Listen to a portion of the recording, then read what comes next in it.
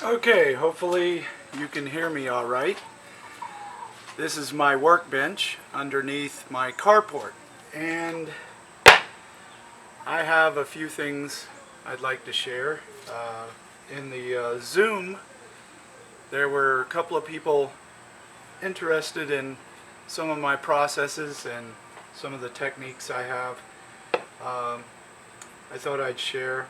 This right here is part of a French cleat, which basically is a 1x2 that, or a 1x1, I don't know. Anyway, I cut it down so that there's a bevel here on one side, and you can kind of see the bevel shape there. And then I sand these down using this, which is the curved sander that I was talking about. Now, the way I came up with this shape is really simple. You take some hardwood or a durable wood. You don't want to use cheap pine or anything like that. You can probably use a 2x4, but I just use some ponderosa pine, which is nice and durable. And I cut basically this shape into it. And then I kept gluing them up, and it makes this curve. So then you take the curve and you get your sandpaper roll, get yourself a piece, and you put it over top of that block of wood, and you trace it out and you cut it on the jigsaw, and you get this nice round shape.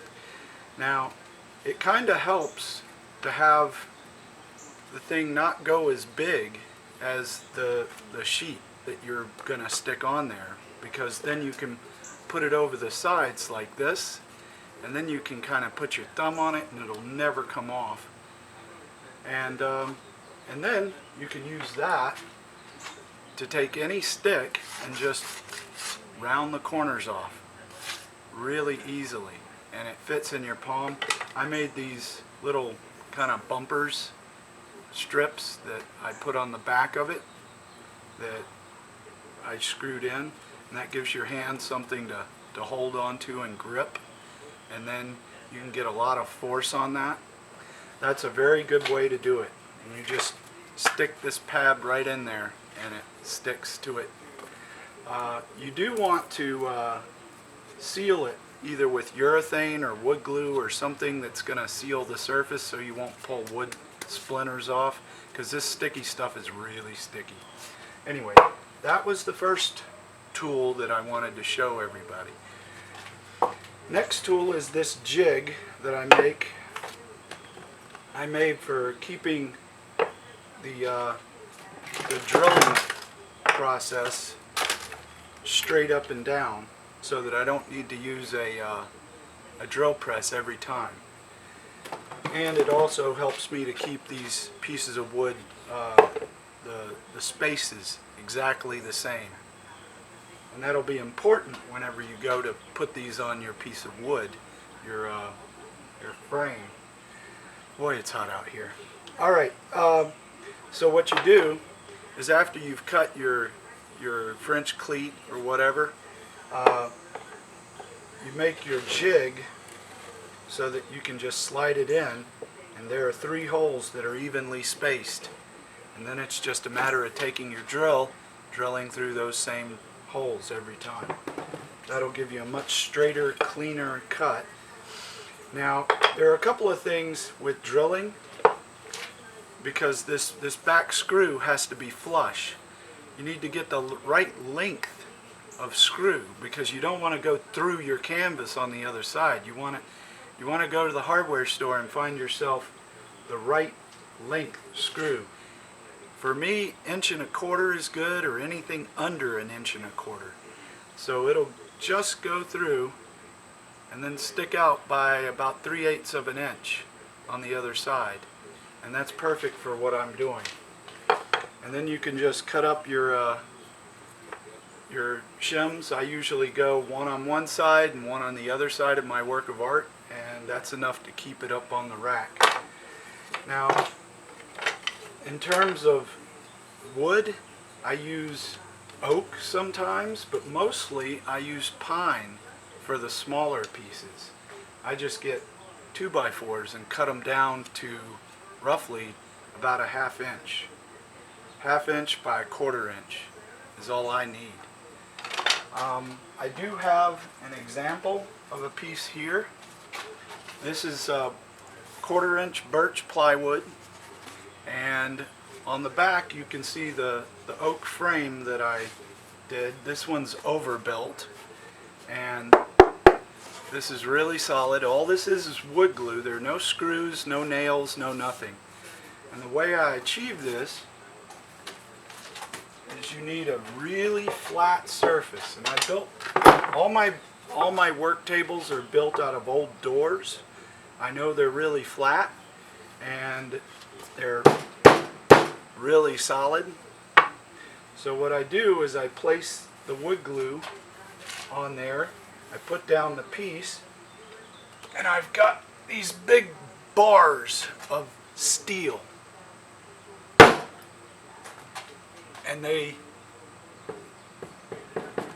are really heavy. This is about 40-45 pounds right here, and this has been in my family for generations. And my father actually dropped this on his toe, split his toe right in half. It's dangerous, dangerous amount of weight.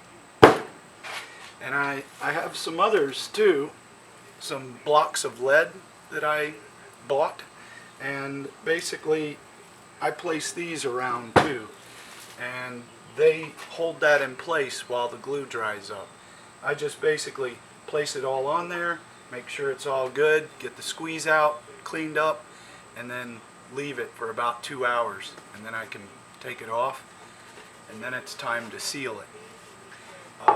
For sealing purposes, usually I go with about 2/3 wood glue, 1/3 water, and that allows me to paint it on nice, and I usually do about 2 coats to seal the back of the wood.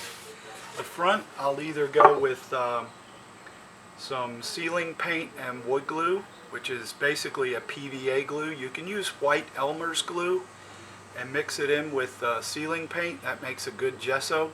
Or you can just go straight PVA, straight wood glue. And it gives you a nice, hard, rigid surface to basically apply your gesso coat. You want to seal the wood before you put gesso on it, because you don't want the wood to leach out anything into that gesso, because it'll taint the white and taint your colors. So you do have to do that extra step. A lot of people just put 2 or 3 more coats of gesso, which isn't guaranteed to stop it in the long term. If you're going for highly archival, it's a lot easier just to put on 1 coat of wood glue, then do your gesso. I always do 3 or 4 coats anyway, because I want a nice smooth surface, and I use a roller, a weenie roller, to do that.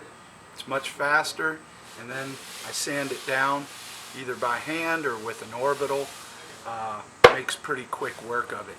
But these panels are overbuilt. For a panel this size, this is about, I don't know, 15 by 12. This is probably more than it needs. It probably doesn't even need a frame, but I like that solid feeling, so that's what I do. Anyway, next thing, let's talk about some things that might make your life a lot easier with woodwork. Anyway, drill bits. I tried a lot of different drill bits for countersinking screw holes, and a lot of different uses for that, but mainly in framing your work and things like that. On the back side, you'll want to countersink your screws, but you'll see the countersinks that are right into the drill bit. They're real handy, but The cheaper ones, they don't last long. They dull down and they start moving around because the Allen key wears out or it bends the tip or whatever. You want to stay away from these cheaper sets. What you want to do is find out which size is going to be the most used and buy a single carbide tip. The best ones out there right now are the Snappy brand, and they work amazing. You can set this at any depth you want. They're solid. They don't dull very fast, and they just keep on working. So a bit like this will cost you about $26, but it's well worth it because you'll use it for a couple years before it wears out. I've been through about 3 of these sets, and it would have paid for that in that time. So anyway, these rolls, you can find them in Harbor Freight. It's the cheapest place to get them, or you can find them in Home Depot, but it's best to get like a sticky back. Now, whenever I'm sanding on my panels, what I do is I'll take 2 of these off the roll, right?